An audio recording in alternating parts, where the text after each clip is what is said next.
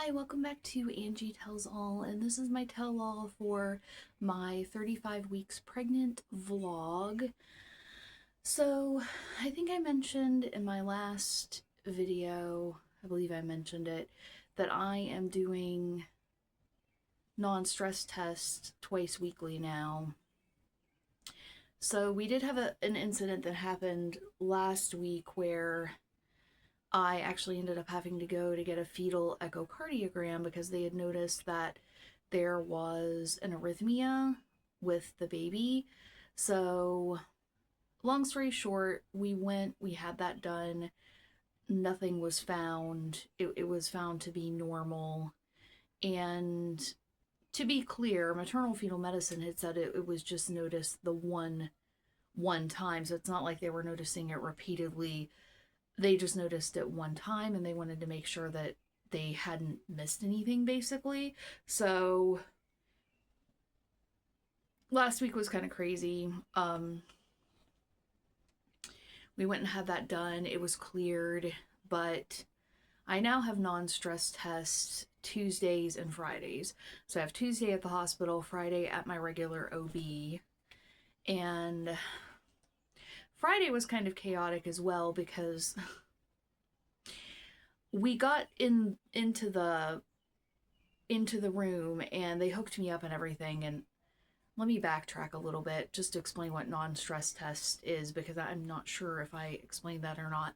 So a non-stress test is basically where they put the belly monitors on you. If you're not familiar with those, there are two monitors that they use, and they're the same monitors that you're hooked up to when you're in labor and delivery. So the first monitor, it's just like a circular disc with a wire that goes into a machine, and it measures contractions. The second monitor is the same, like circular disc shaped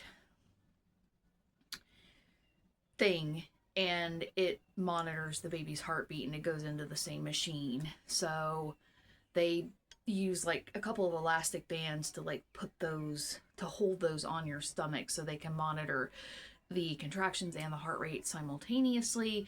And the point of the non-stress test is to record how the baby reacts to contractions and to movement. So if the baby moves, their heart rate is supposed to accelerate, just like if we were exercising and whatnot, our heart rate accelerates. So their heart rate should be accelerating. And they also watch for how their heart rate reacts in relation to contractions. So that's what the non-stress test is. So we went in Friday at my regular OB to have that one done, and they hooked me up, and the baby kept moving off of the monitor. So, and it's different from in the hospital because they can't, like at the hospital they can look at it outside the room. I really don't think they can do that at my regular OB's office. So she came in, she adjusted it, and I tried to adjust it too, actually. I think that's why it allowed me, I was allowed to go home when I was, because I was realizing that he was moving away from the monitor. So I was like adjusting it to like find out where he was, because he would like be on the heart rate and then he would move off and I would be like, oh, okay. So anyway, she did that. The nurse came in, she adjusted it, she left. The machine ran out of paper, so that was a fiasco. So she came in again and had to change the paper for the machine. It was a thing. And at this point, I'm very tired. And like, they had me, normally they have you like in a reclining chair, like a armchair type of thing. But I was in like a hospital bed because I'm assuming someone else was in the armchair that they have. And in the hospital, they have like a whole row of those like comfortable reclining chairs. But at my doctor's office, they only have the one. So I was on the hospital bed and it was like really uncomfortable, and I was moving like back and forth because I'm like so uncomfortable. And yeah, I'm just so tired and over it. And just tomorrow is another hospital day, so we'll be going to the hospital for the non-stress test there. So yeah, I just turned 35 weeks, and trust me when I say I'm feeling it. still not really much swelling actually, which is good, which is really good. And my blood pressure was actually low on Friday, I think. I was trying to think if it was like Friday or Tuesday. I think it was Friday that it was low. It was like um 90 something over 58, which is low. Um and I was feeling dizzy. I'm trying not to say a lot. I was feeling dizzy and not well, and she's like, "Oh, is your blood pressure always this low?" And I'm like, "Well, my cardiologist diagnosed me with normal, which I don't think it's normal if you're having dizziness and everything else, but I do have a heart condition. I think I mentioned that before too. But he diagnosed me with normal low blood pressure. So I'm like, yeah, basically that is typical for me. Like, it's not atypical for it to go that low. But anyway, it just made me feel really crappy, and just still been trying to get last minute things done. Like, we got the oil changed in our Jeep that we have, so that's good. And I finally have my like last minute stuff to put in my hospital bag, and just like little odds and ends around the house, I guess, if you will, like the garden. We did a garden last year, so this is our second year doing a garden. So my husband and I have been working on that. He's been working very diligently on that. So he got the garden fence up, and we got our beans and our corn planted, and we also have some landscaping stuff that we're kind of working on for the front of our yard. So we've been trying to like chip away at that and get little things done that we can get done before the baby gets here, and before, it's chaotic. Just things that we know we want to get done this year, kind of thing. So that is done. And I had mentioned in my one video, I think like a couple videos ago, about my art name hanging that I'm doing for the baby, and I worked on that. I got one section of it done, so my plan is to do one section every day. Like, I explained this in my other video, so I'm not gonna like go into the great detail, but I am so uncomfortable like sitting on my bed doing this. I don't have a space to like do my art. I have easels and everything like that. I just don't have a place to set everything up. So I'm sitting on my bed doing this. So it's really uncomfortable, but I got one section of it done, and it's divided up into 4 sections. So my plan is to do like one section a day, so that hopefully in the next 3 days it'll be completely finished, and all I have to do is tag the canvas. So that's basically just like the edges. They need to be, I'll probably use a color that's in the design itself to, color that in and like blend it, and then clear seal it. I'm using artist chalk. There you go with again. I'm sorry, I just can't. Again, I'm so tired. So I will show you what I have done on that so far. And I put it in plastic so it doesn't smudge. So like I say, this is artist chalk. So I'm just going to show you the section that I have completed.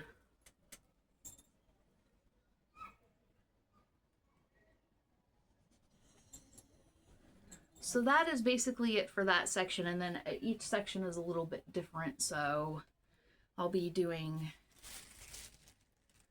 each of the dragons kind of in a different color, and then the one section on the bottom is going to be like for his name. Like, it has his name, and there's a dragon on a cloud sitting inside the O for the first initial of his name. So that is that. I'm glad I got that started. Really hoping to get it done before he gets here. Put that down so it doesn't get messed up. So that is that. My breast pump came in. Actually, it came in a couple weeks ago, but I haven't had a chance to, address that. There's a dog barking outside. It is not one of my dogs for once. But my insurance covered a free breast pump, which is great, actually, because breast pumps are expensive. And I don't know how breastfeeding is going to go for me. I'm just playing it by ear. I want to do it. I really want to do it. But at the same time, if my anxiety gets like out of control and I can't handle it, then I'm not opposed to doing something else. But I really want to do breastfeeding, and I ordered the pump through my insurance, and there's different sites that you can use. There's Aeroflow, which I don't recommend because I tried their site before. My last pregnancy, not only did they never get back to me, they, like, supposedly let me think. I ordered it, and I think they sent me a generic email that it shipped, and it was supposed to take like 6 weeks. I never got it. Like, I never got it at all. So that was a bust. This time I used, the website is called Mommy Express with an X. So MOMMYXPRESS.com. And you can go on there and it'll show you like what you put your insurance in, and it'll show you what pumps your insurance covers. And then if you don't have the script, there's a spot for you to say that when you fill out the order form. So you choose your breast pump, you fill out the order form. If you don't have a script, which I didn't have a script, you notate that. There's a box to notate that, and they contact your provider and they get the prescription for it.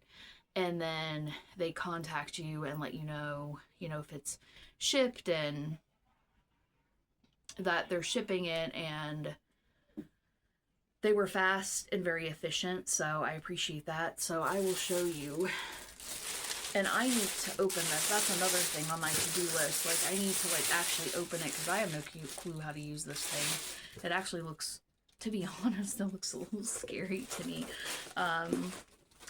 But they also gave me the storage bags.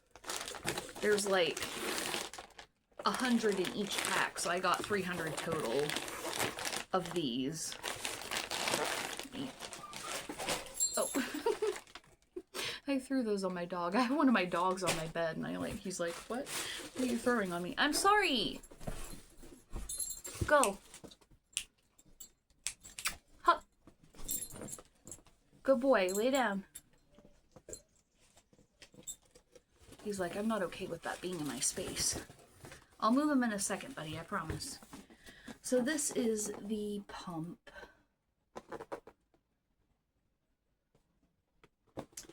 And it is a Zomi smart pump. Oops. Did I knock my camera out of focus? And they recommend that you open it and, look through it and familiarize yourself with how to use it before your baby arrives. So hopefully I'll have a chance to do that tomorrow and look at the manual, and you also have to sterilize it and stuff like that. So that's what I plan to do between severe bouts of fatigue. Let me just set this box on my bed. There we go. Okay.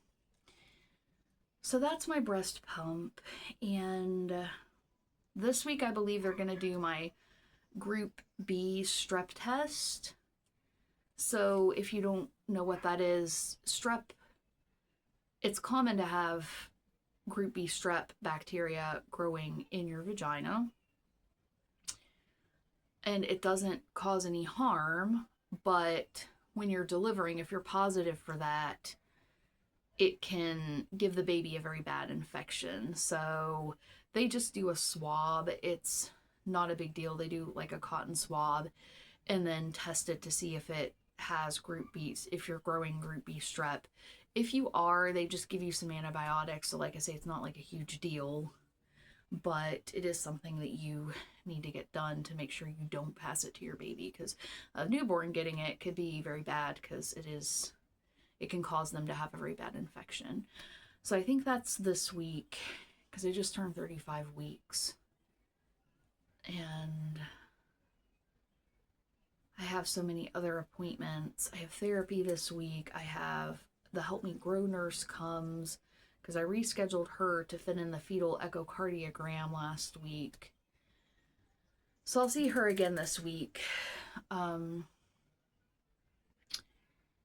I can't stop saying for some reason. I'm like too tired to be bothered with speaking correctly, but I'm doing my best. I really am. So I will show my belly. This is the 35 weeks belly. That's my dog. If you can hear that in the background, that's my dog. That's my German Shepherd.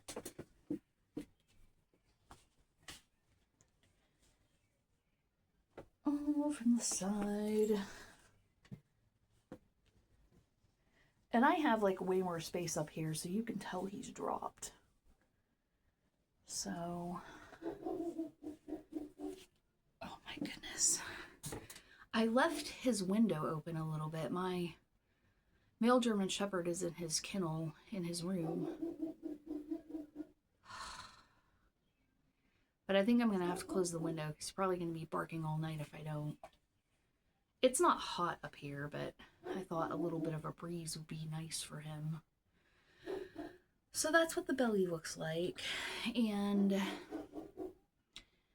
we got crib sheets. I may be repeating myself. I hope I'm not. We got crib sheets ordered.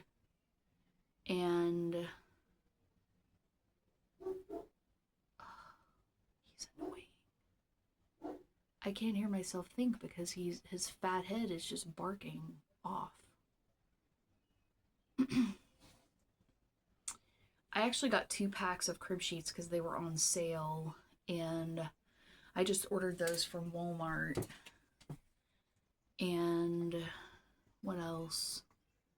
I don't think we've bought anything else, but we really don't. There's not like actual necessities that we really need.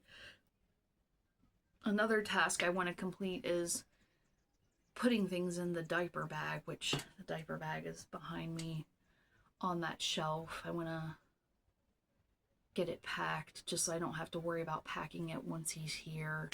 Just put diapers and things we need in there, so, you know, for our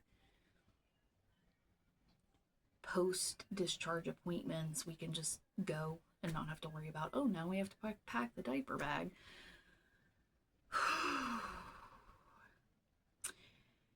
And other than that, I'm trying to think of what else I wanted to add into here. Heartburn has still been pretty bad. I'm not sleeping well. I have been having more cramping, but nothing like I would consider like consistent like contractions or anything like that. But more cramping and discomfort. Pretty much what I would call typical discomforts, like nothing I would say, oh, that's abnormal or whatever, but it's still annoying, just like Thor's bark is annoying me right now. Oh my goodness, he won't shut up. And Salem is the one on my bed, and he's like, why is he barking? Like, if you have dogs, you know that different breeds have different personalities and different characteristics, and there's such a stark difference between Salem and Thor. It's unbelievable. Quiet! Not you. You're fine. You're a good boy. I know. He's stressing you out too. He's annoying you too. I know. Salem is like, what the heck?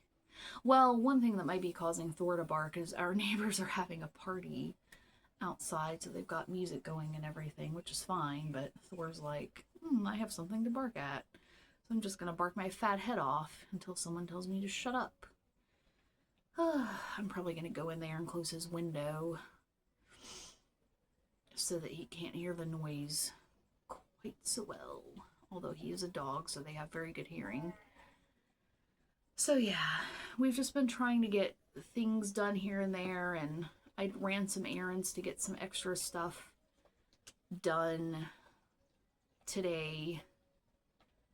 And other than what I did today, I do want to get some freezer meals. I wanted to add this in here real quick before I wrap it up, and I'm wrapping it up. So I wanted to get some like freezer meals to be prepared like right after we get home from the hospital, because my insurance covers meal delivery for like 2 weeks, but you can't order it until you're like discharged from the hospital for like a week or more. I think she said about a week, which I find kind of weird, because it's like the meal delivery would be helpful for after you come home from the hospital, not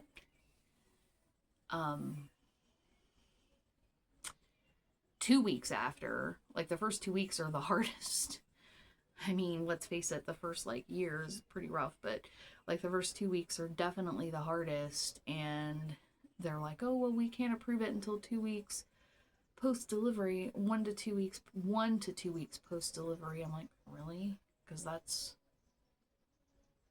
nice that you covered it all, because I know some insurances don't cover things like that, but weird that that's the timeline. So, in any case, I wanted to have some like freezer stuff that is just easy to pop in the oven or whatever. Because with my other health issues, probably I'm not going to feel like doing a lot of cooking for a while. So that is that. And hopefully we'll be back at 36 weeks for another video update. I doubt I'm going to feel very good, but hopefully I'm not feeling really bad, and hopefully just the end of this and labor and delivery goes well. That's my hope and my prayers. So thank you to anyone that's watching, and we will catch you in the next video. Bye.